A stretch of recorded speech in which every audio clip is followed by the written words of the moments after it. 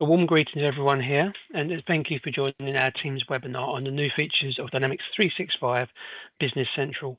My name is James Nielsen, and I am part of the consultancy team here at Experience, and today we're going to be providing you with a high-level overview of the new features available in the latest edition. But first, a little housekeeping. We've muted everyone's lines for the time being. However, please feel free to raise any questions via the chat function, as well as we will have a Q&A session towards the end. Our agenda for this morning's session will be that we will start with a handful of slides on Experience to give you a little background, and we'll then take you through the new features available in the latest BC version, followed by a Q&A session. A brief overview of Experience. We started our life over 50 years ago as early pioneers of the UK computing industry. Our 240 staff support over 1,800 clients, and we work across 5 office locations in the UK. They are London, Gloucester, Bury St Edmunds, Glasgow and Lisbon. This slide represents our key pillars. There are 5 core areas to our business which we refer to internally as pillars. We are here today to talk about the ERP or accounting pillar, which is in the top right corner. However, many organisations we work with today aren't looking for a siloed accounting system. They want whatever ERP solution they choose to work hand in hand with their CRM processes. For example, they would like their CRM and ERP strategy to coexist with the IT infrastructure and all of the Microsoft 365 applications already in use. More increasingly, clients are looking to lift and shift old on-premise systems and servers into the cloud, which our cloud and managed IT teams can take care of for you. The last pillar is equally as important as the others as our cybersecurity division. We have a team of ethical hackers who monitor and protect our clients' entire IT estates, including any ERP strategies they may have. Often, our clients will approach us with the requirements to address their ERP or CRM needs. However, it's vitally important that we consider all of these areas when recommending a suitable solution. That's it for the opening remarks, and we will now look at some of the key features of Business Central 2025 Release Wave 1. So now moving on to the agenda of this session, we are going to be looking at an overview of reporting and analytics, AI and automation, supply chain and manufacturing. Now there are around about 55 different components to this new release, so obviously we won't be covering them all in great detail during this session, but obviously do reach out if you have any questions or queries, and we've got a Q&A at the end of this as well. Okay. So the first thing is to have a chat about reporting and analytics. So within the new release, like Excel layouts, we've now got the ability, or Microsoft have given us the ability to have a bit more metadata in Word layouts. Now, basically what that means, if you look at the screen there, is just give you the ability to add more tags onto a Word report that gives you a bit more information about the report you're running. So, for example, you've got report ID and report name. So if you're running balance sheet, it would say balance sheet and that sort of thing. Also, that could be quite useful is username and date and time. So which user ran this report and when, which would come out onto your reports. So that can be a very useful new functionality within the system. Next bit is you've got some new templates on financial reports. So basically you can now compare balances and net changes across multiple years and quarters on your financial reports within the system. So it's just different options that you can pick on the report definition itself. Also in relation to financial reporting as well, which we'll come on to like a little demo shortly, and there's a little bit more functionality around the report itself in terms of you can now have introductory and closing paragraphs, and you can save and run reports using Excel templates, which could be potentially quite useful within Business Central. So if we look in here and we go to financial reports, if we use so the balance sheet as an example here, and we go to the view financial report. So a couple of things to point out on here is they've also added this negative amount format as well, which changes the sign. So you can either have a minus sign or a parenthesis. So it's more of a display thing than anything, but it could be useful for you. You've also got this Excel layout functionality. So Microsoft have been doing quite a lot around Excel reporting of late, as you would have seen in previous releases. And they've added some extra functionality in here as well. And what that basically means is we can then output the data effectively to an Excel spreadsheet, reformat it, and then basically we can then use that as like a report going forward. So for example, we have on here, give me 2 seconds.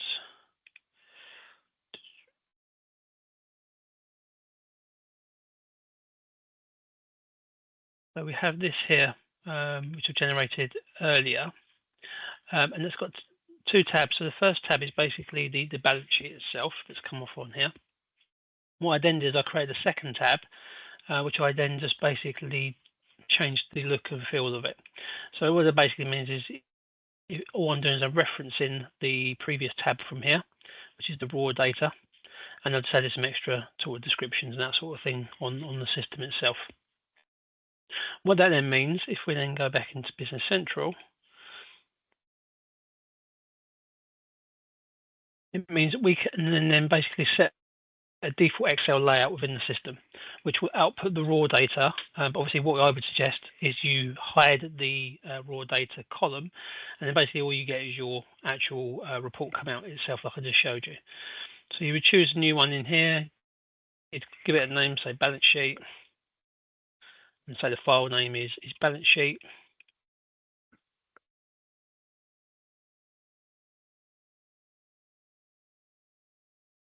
And then what you can then do is you can then go and import the file you just created. So for example, this one here. And that's then associated to this report, which then means if I then open it in Excel using layout, it will take all the data that I'm filtering on here and put it onto the one I just created. So that could be quite useful. Also, within here as well, if we go into back to home and then go to do the report again, you've got the ability to hide options as well. But what you've also got is this ability to show all lines. So it basically means down here we can actually hide and unhide values as well. So you can hide 0 values or show them depending on what your requirements are within the system. Okay. Which is effectively what this does. Also, if you're a designer, you have the ability now to write introductory and closing paragraphs. Now, you will see them as a report viewer, but as a report writer or an author, you can actually put these introductory and closing paragraphs on the report as well. So it's just to tidy things up and look a little bit more professional. The new thing they've introduced as well, Microsoft, is you can now adjust the fact box pane. So before it was a bit frustrating sometimes viewing fact boxes. So if we come into a customer record, for example, so over here we have obviously the fact box, but we can now effectively drag it across and make it resize it, and it will actually draw quite nicely on the screen. Also, if we bring it over here by accident and go, whoops, didn't mean to do that, I need to set it back to default, you can just double left click and then it will just reset it back over here onto the right hand side. So it's just a few little things that they've done and a few tweaks they've done with on Business Central main look and feel within the system as well, which basically is what this section is about. Okay, so one of the things, big things within this release and in previous releases is around the AI, or you probably heard the word Copilot, which is Microsoft's version of artificial intelligence, which is basically going to be extended probably for every release for now and into the future. So one of the new things they've introduced is called the Sales Order Agent, and it just basically allows salespeople to be a bit more freer. So basically what it basically means is that you can send emails in, or the customer can send emails in to say a shared mailbox. And Business Central can monitor that, and it can then effectively create quotes from that sales from that email that comes in. So for example, if we look at this and how to set this up, if we bring up Business Central again, okay, So over here on the right hand side, we have this thing called SO, which is a sales order agent. At the moment, it's not active because it's got these broken lines around it. If we come into here and then activate, okay, it will ask me, okay, I need to set a mailbox up. Okay, so in my case, it's going to be a test one that I've got set up within the system.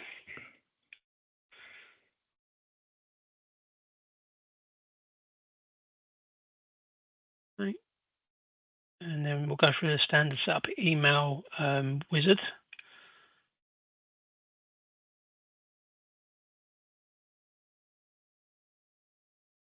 Right. And then that auto becomes active within the system. And then if we click update,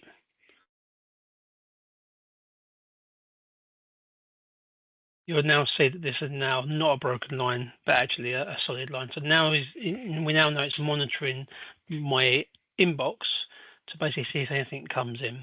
Okay. So what we want to do is we now want to send a quote to the back to Business Central. So the customer would be sending this, and we're asking for one Amsterdam lamp, and then thanks, James. Okay. So we click on send.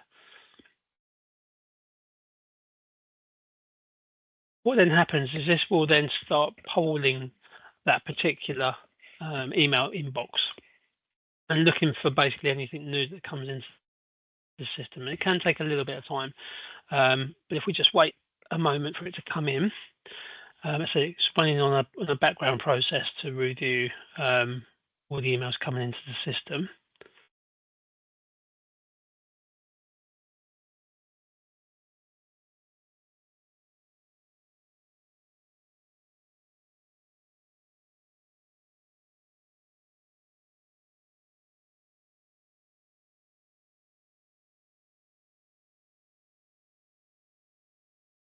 It can take a little bit of time for it to run through and bring in what we need.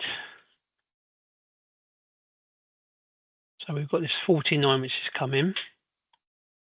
If we review this, okay, it's saying I would like one Amsterdam lamp, thanks James, which is obviously what we said, what we wanted. And then over here, I want it to go and have a look away, look into the system and see if it's possible to create a quote for this. So I've now said to go away and have a look at it. I'm happy to accept that. And I'll confirm it's actually an actual quote that's come into the system. So again, we just have to wait whilst this goes away and obviously processes.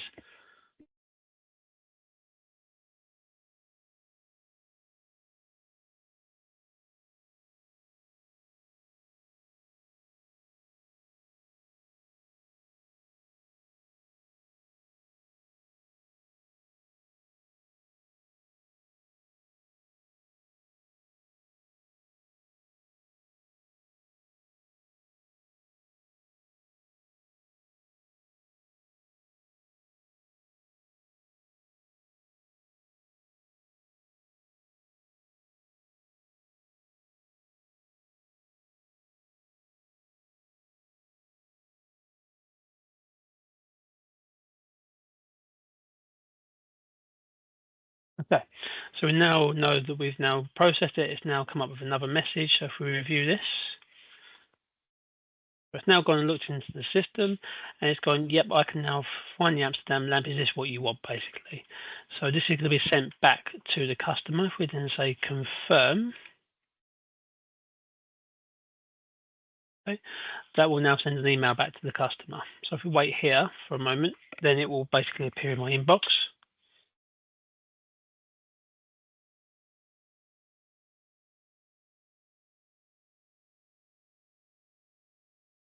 Okay, so now that's come into my inbox. If I then have a look at this, and it also attaches the quote to it as well, which you can see there. And then it says basically, please read the quote and confirm if you'd like to proceed. And if I then reply to this and say, please proceed with quote, and then click on send.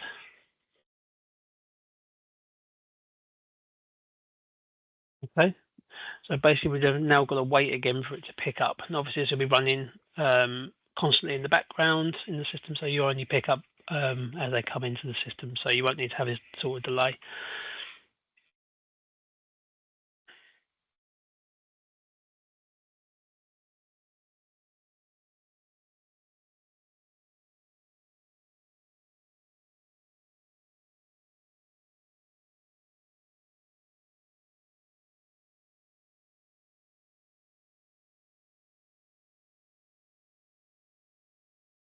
So that's the message it's received in. So it's currently still being processed.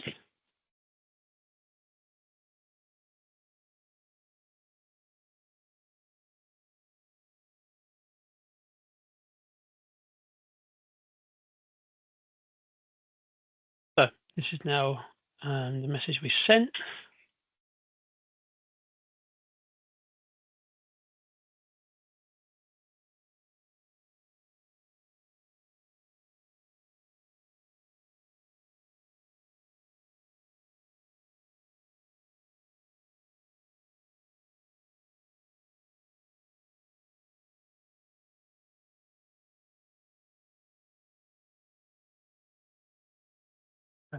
I'm not sure what happened there, but notice it's saying that this is the please proceed to the quote email that came in. So we then say confirm, and that's now going to go away again and decide what it's going to do. It should, in theory, now create a quote within Business Central.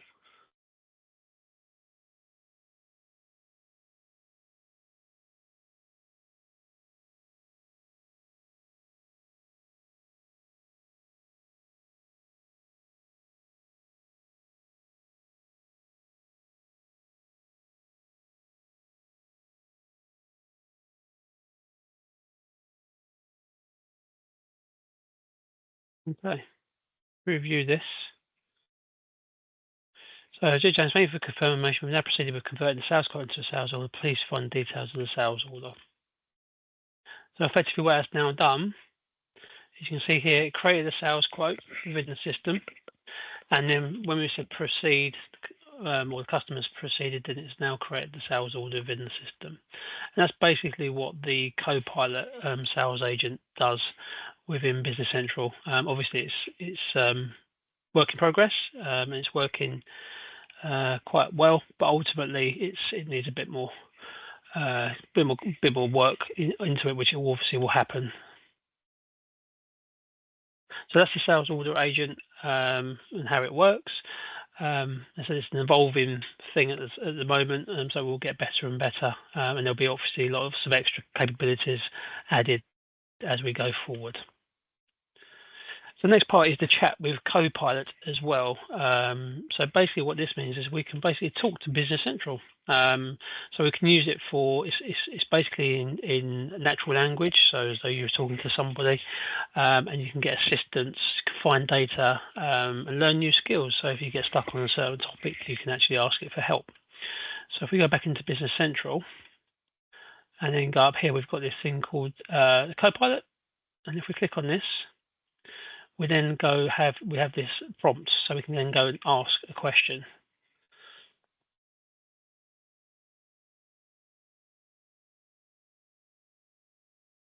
Which is down here. So I could say, what customer owes me the most money? So what it would do is then go around looking at the system. So it basically will drill into all parts of Business Central, so the customer record, ledger entries, items, everything, to give me basically the answer an answer to the question I've asked.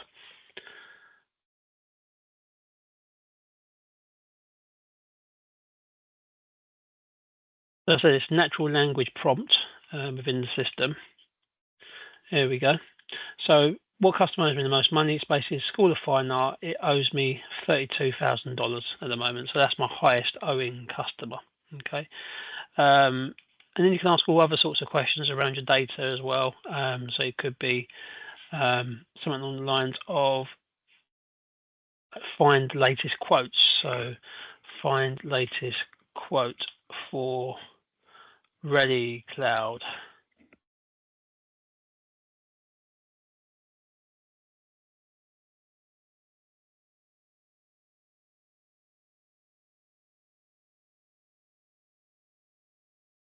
Apologies.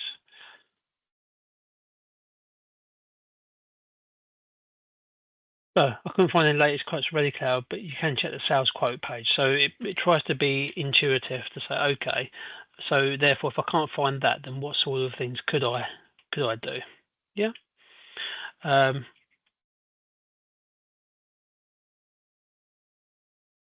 And then also you can also do stock queries. So for example, you could type in there, how do we have any chairs in stock under £200, that sort of thing. You can also ask questions about the system as well. So we could, in the prompt here, how do I adjust the fact box? So as we've already seen, we've got that new functionality within the system.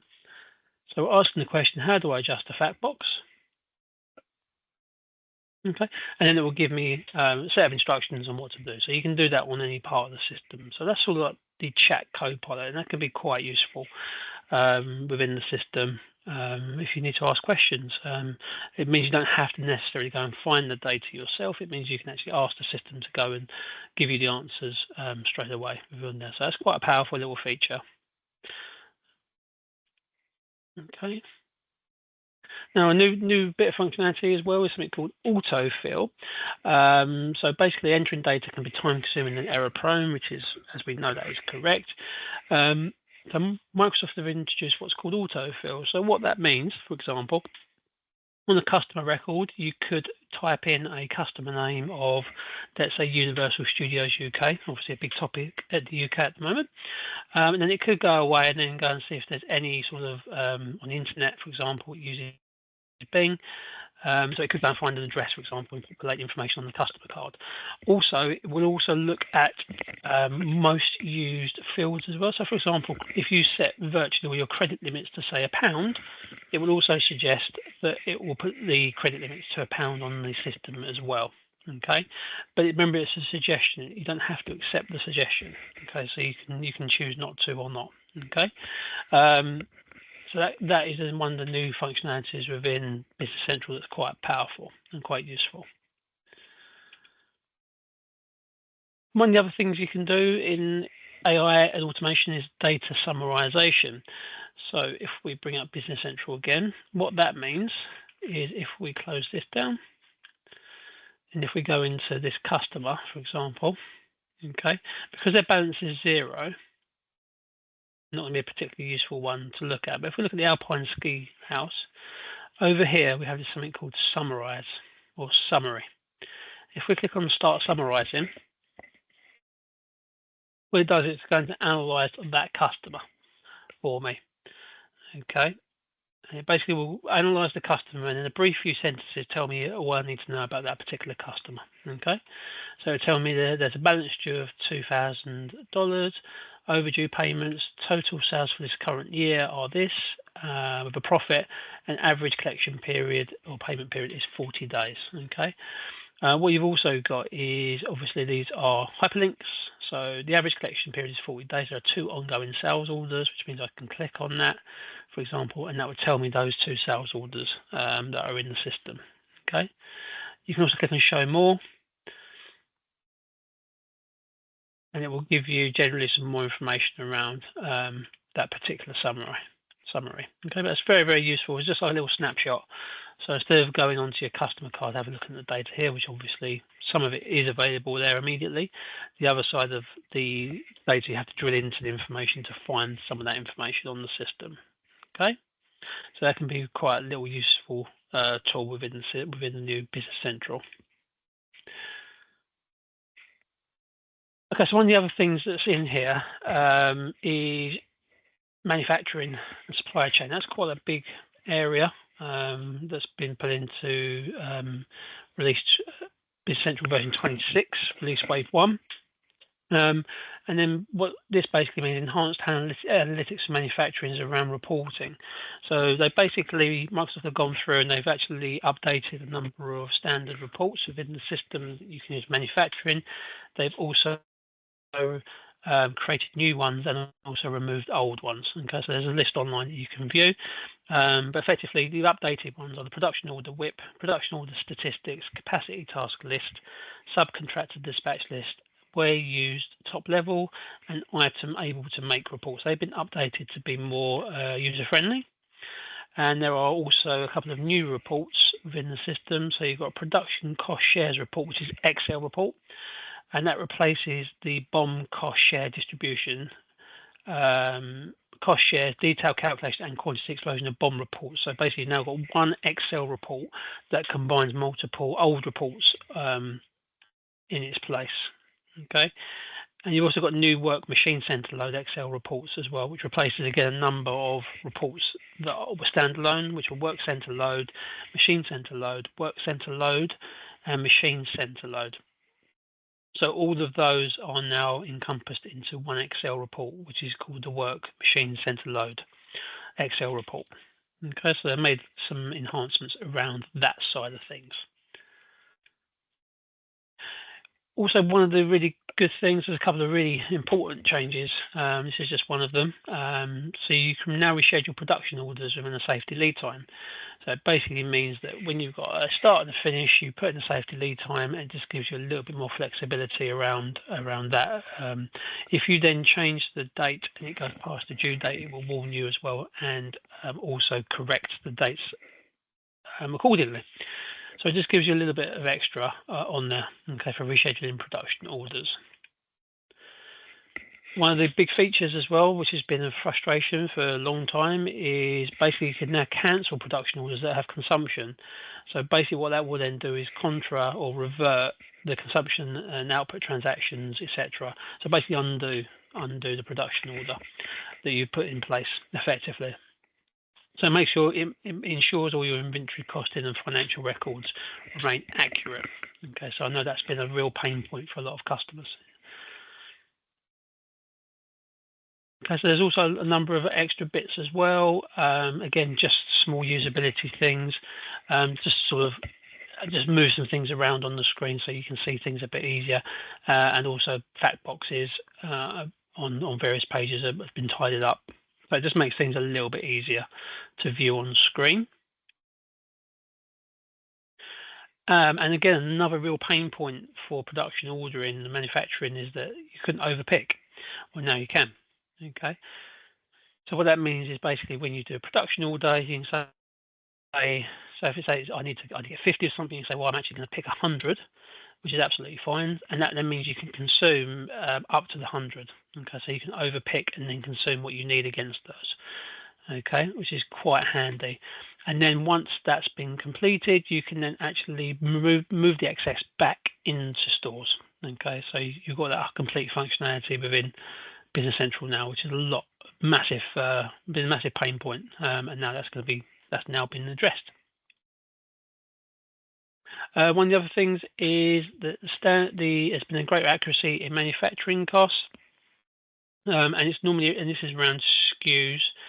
So basically, your SKU can now represent different variants and needs of different components, for example, which will obviously impact costs. So within the manufacturing setup, you can now activate what's called low SKU cost of manufacturing. Okay, and then what that allows you to do is calculate the production cost based on the SKU, which gives you a much more relevant and accurate costing of your productions.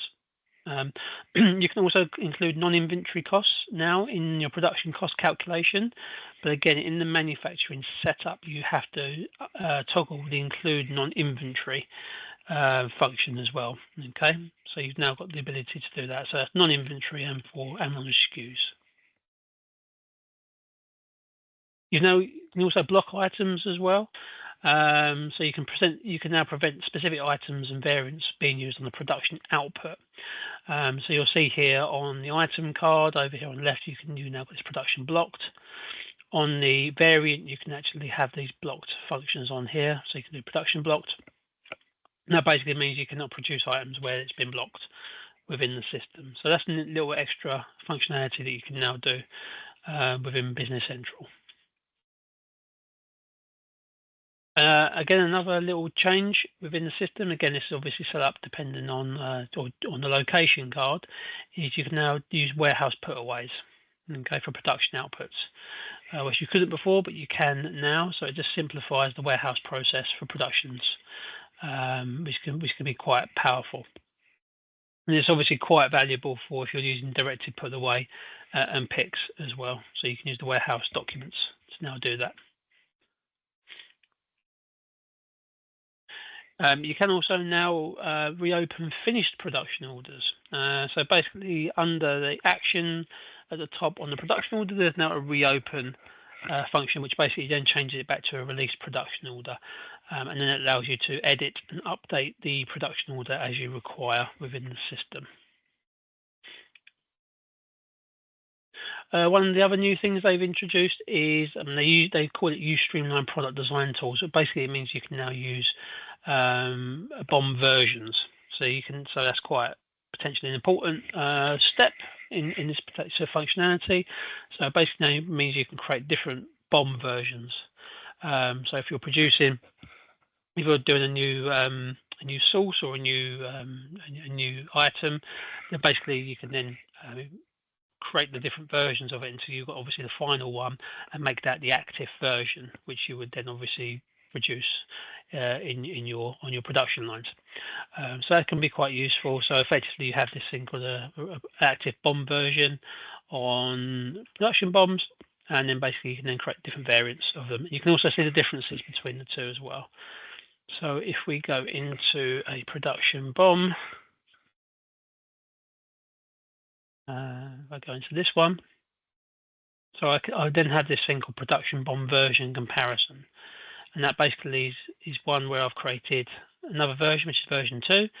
This shows me what the original consumption of the items was on the first side, the first version. The second version I only updated one, so it's basically just says there's one on there. Okay, and then under here you've then got something called versions, and there's the one I created. If you want to create a new version, you click on new up the top there, and you can create a new version of the production BOM.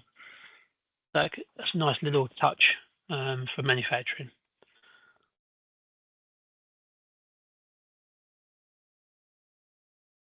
One of the other things you can now do is you can now print 1D and 2D barcodes from production orders. So that could be useful if you want to print labels directly from your production orders. So that's a nice little touch. And I know something that was a bit of a pain point over the years is that you can now attach documents as well to orders, production orders. So that's going to be obviously quite an important thing. So you can put in a production order, so you can attach your drawings and your inspection reports, and it can go on your production BOMs, your routings, and your orders. Okay, so you can now put those documents on the system using the attachments functionality as per standard Business Central and most of the other areas. And definitely one of the big pain points as well is when you do your output consumption item journals, obviously they can be sizable. And one of the abilities that's been asked for years, well, for quite some time, is Edit in Excel. That is now available. Okay, so Edit in Excel is now available in output journal, consumption journals, and item journals. Okay, so that is going to be a massive game changer for a lot of customers on Business Central, because also you can obviously include your item tracking details, so your lot numbers, serial numbers, etc., can also be done within that Edit in Excel functionality. So that will save a lot of time for a lot of people. Okay, so that's quite a nice change. Just a couple of other notable features as well. So again, as I said, there's many changes in this version. So obviously there's not enough time to cover all of them in any detail. But some important points. So you can now integrate Dynamics Field Service with Service Management. Previously that was only available with projects, but now it does integrate with Service Management. There's a little bit quite a lot of configuration around it, but now you can do that.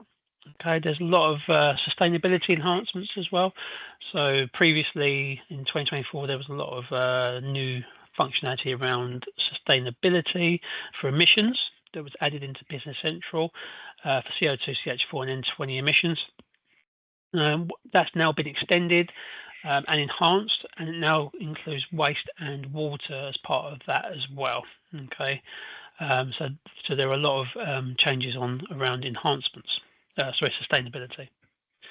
There's also a massive amount in e-commerce, mainly I would say around e-documents, which is basically if you load an XML file into Business Central, so it could come from a supplier or customer, which would then you can then create invoices, etc., within Business Central using those imports.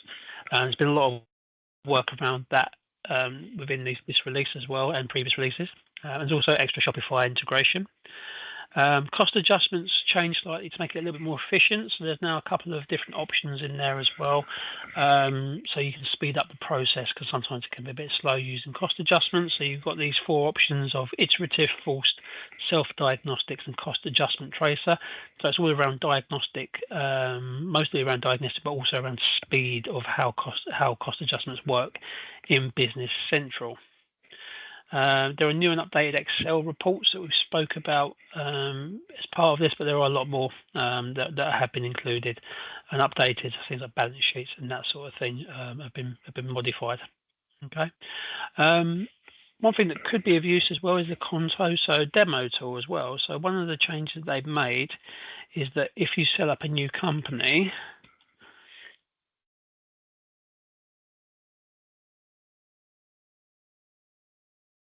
and you create a new company, and we choose the Contoso sample data. So it now has this available module. So basically I can create a demo site of only specific things I might be looking at. So if I just want to look at fixed assets, for example, I can untick everything and just tick fixed assets. If it's just around sustainability, I can untick everything and then I can do sustainability module. Yeah, so that could be very, very useful for those that create different demo sites or different things they want to investigate within Business Central. That's quite a nice little change that's been put into the latest release. Apologies. One of the last things I wanted to mention was it's not in this current release, but it's in 26.2, which is one of the minor releases. So this is 26. So 26.2 will be coming in the near future. But there's something called analysis views and related tables. So those that are familiar with Business Central, when you are within BC, so if you're looking at, say, let's say customer ledger entries,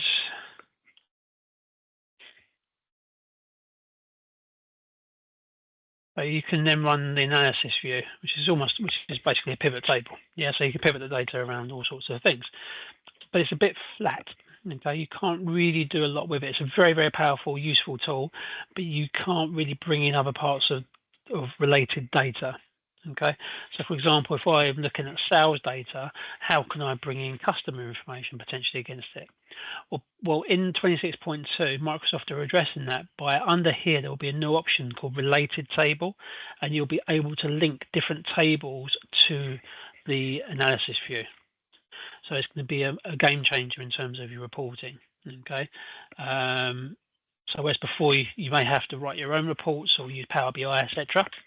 Okay, you may not need to do that going forward. So watch out for that change coming into 26.2 as the minor release. Okay.